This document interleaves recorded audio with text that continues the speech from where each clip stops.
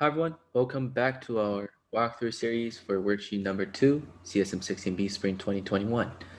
So on question number 4, we have RLC circuit. This is absolutely nothing to do with phasors.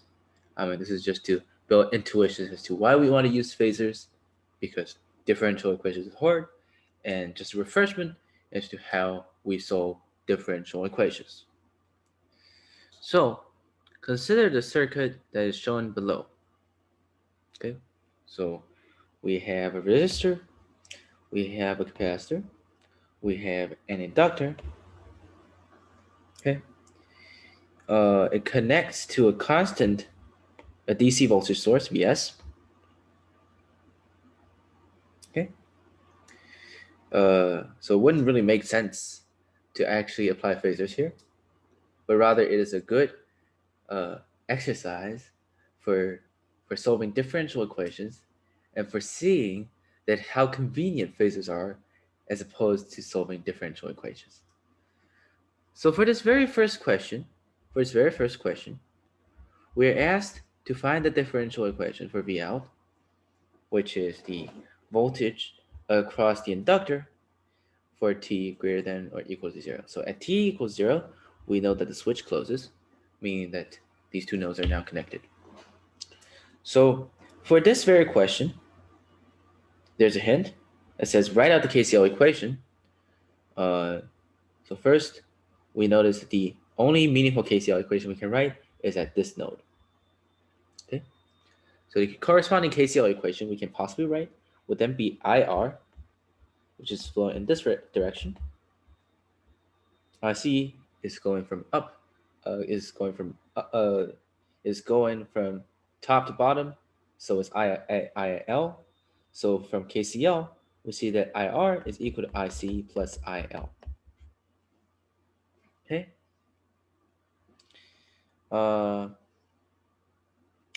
So we can express IC as C times dV C dt, and we know that VC is actually just equal to V out by KVL in this loop, within this loop. So we see that IC is just C dV out dt. That's good. But how do we express IL? The thing is we can't, right? The only property we have about inductors is that VL is equal, which is V out, so this is equal to V out, is equal to L di L dt. So that means we're going to have to take the derivative of both sides of the equation once again to get d IR dt is being equal to dic dt plus dIL dt. Okay, so IR from Ohm's law, we know that IR, so if we let this node have voltage level 0, then a node on top is going to have voltage level V out. And IR by Ohm's law is equal to Vs minus V out over R. Okay? And IC is equal to C dV out dt, as we explained earlier. And IL, we know that dIL dt is equal to V out over L. Since Vs is a constant, we know that dir dt is just negative 1 over r dV out dt. Dic dt, we know it's the second order derivative of V out over time, because you're taking a derivative of a derivative. Okay? And then dIL dt, we have already written out, it's V out over L. Okay? So now, we divide both sides by C, to see that d v out, second order derivative of v out over time, plus 1 over RC dv out dt, plus 1 over LC v out is equal to 0. Okay, and that is our equation.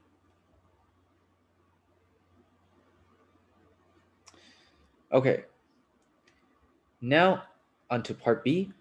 We want to define our state variable as x of t being equal to v out of t, and d v out of t dt.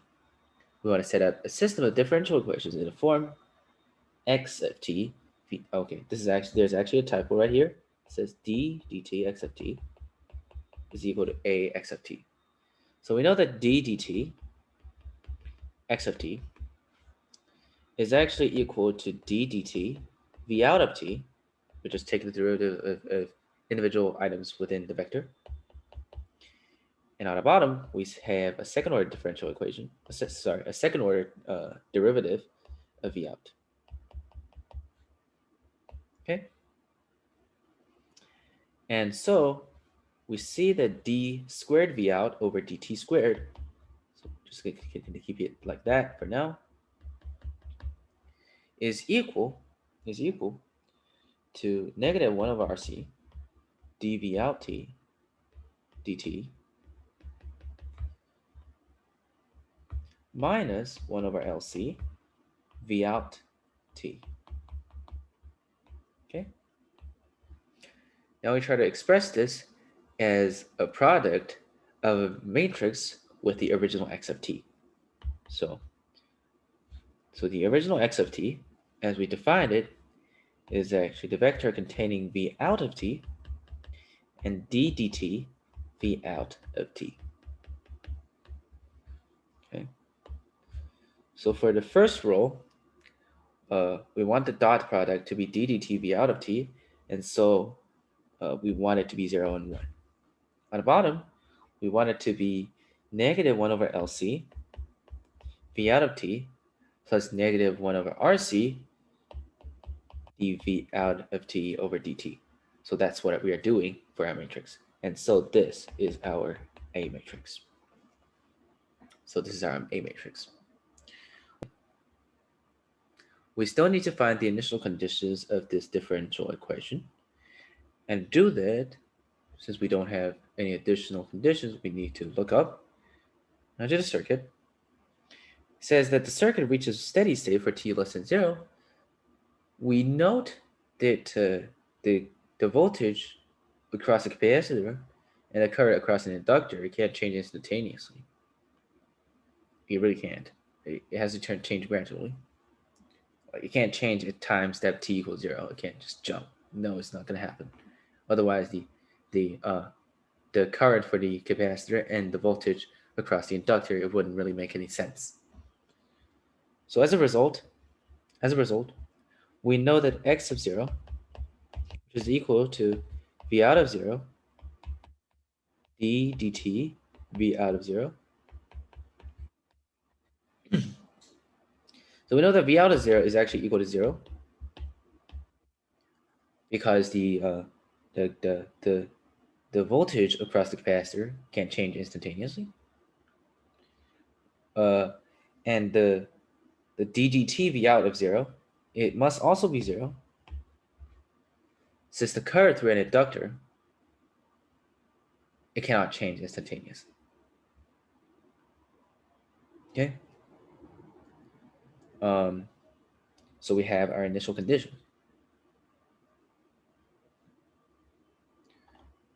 All right, so the third question asks us to find the eigenvalues of A.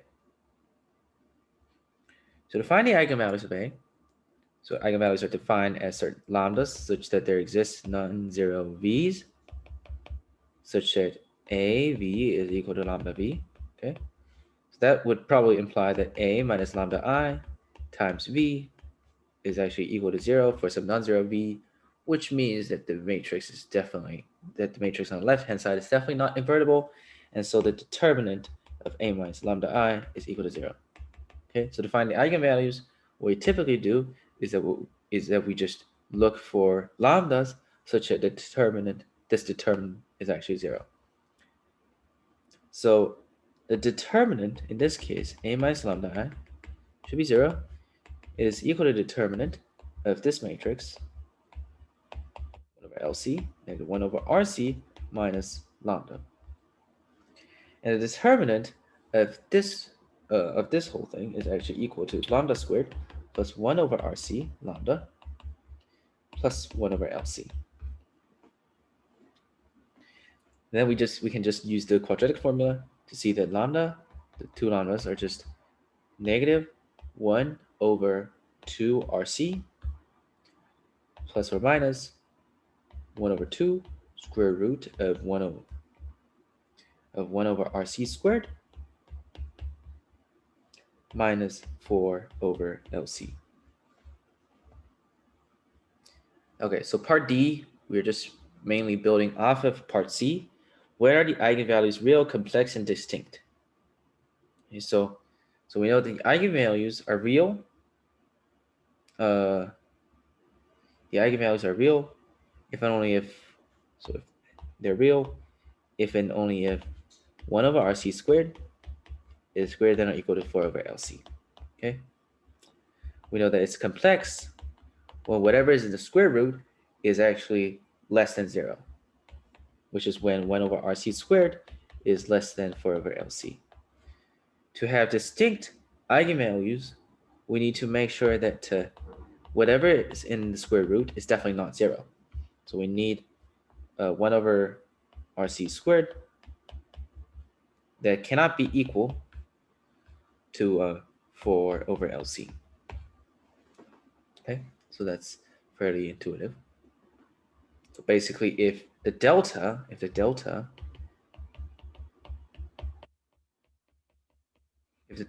greater than 0, you have two distinct real eigenvalues.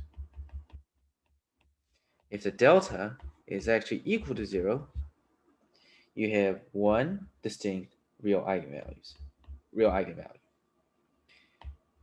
Like the two real eigenvalues, the two solutions, the two roots of this of this quadratic equation, it just collapse onto 1. Okay. Whereas if delta is less than 0, we have two distinct complex solutions, complex roots to this quadratic equation, which means we have two distinct complex eigenvalues. All right, so based on the eigenvalues, we can describe the shape of the graph of V out from the RLC circuit. It asks if we can explain the intuition behind why these different eigenvalues have these different cases. So the first thing that we're going to do is that we're going to try to think about how we actually solve these differential equations of the form d dt x of t is equal to a times x of t, where a is a matrix. Okay, so if a is diagonalizable, which in our case is always the case, then a is equal to p dp inverse for some invertible matrix P and for some diagonal matrix D. Then if we multiply both sides of the differential equation by P inverse on the left-hand side, we'll get d dt P inverse x of t. We notice that we can do that because P inverse is a constant matrix. That should be equal to d P inverse x of t. Right, because the P inverse term we multiply on the left, it cancels out with the P on the left of A. Okay, so we see that P inverse x of t should then just be some A1 e to the lambda 1t, A2 e to the lambda 2t, where lambda 1 and lambda 2, because D is just lambda 1, lambda 2, 0, 0, just a diagonal matrix containing the eigenvalues. So P inverse x of t would then just be of this form. We then multiply both sides by P on the left-hand side to get this. Okay. I should note that A1, A2 are both just real numbers. I mean, they don't even have to be real numbers. They just have to be complex numbers. They're just constants. They're not really matrices. That's what I want to point out. So we know that x of t, although it's still a vector, we know that xi of t, each of these entries, should still be of the form a e lambda 1 t plus b e lambda 2t. Okay, so this is a huge intuition to have. Like, this is just a linear combination. So each of the entries that you're going to eventually end up getting is just a linear combination of the e lambda t's, where lambda is just the eigenvalues that you obtain in part C, I believe. Okay, so if both of the eigenvalues are real, both of these, if they're real, they must be both less than 0. And for each of the e to the lambda t's, the graph is gonna look like this. If you do a linear combination, it's still gonna look like this. So this is the case where you have two distinct real eigenvalues.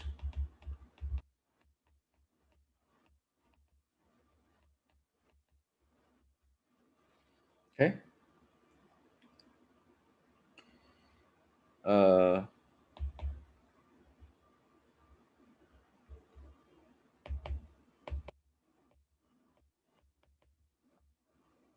So in the event that the two distinct real eigenvalues, if they collapse onto one, the new x of t is going to be of the form a times e to the lambda t, where lambda is the only eigenvalue.